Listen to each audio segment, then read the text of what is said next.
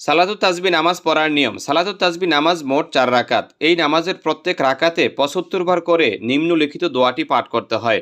দোয়াটি হলো সুবহানাল্লাহি ওয়ালহামদুলিল্লাহি ওয়ালা ইলাহা ইল্লাল্লাহু আল্লাহু আকবার। প্রথমে সালাতুত তাসবিহ নামাজের নিয়ত করতে হবে। নিয়ত করার পর আল্লাহু আকবার বলে তাকবীরে তাহরিমা বাঁধবেন। অতঃপর যথারীতি সানা, সূরা ফাতিহা এবং কেরাত পাঠ করবেন।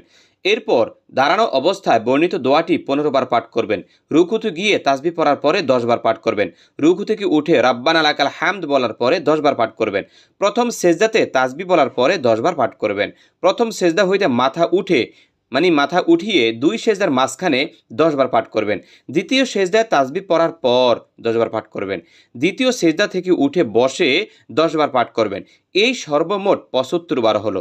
তাহলে ৪ রাকাত নামাজে সর্বমোট ৩০০ বার এই দোয়াটি পাঠ করা হবে। এভাবেই আপনি সালাতুত তাসবিহ নামাজ আদায় করতে পারেন।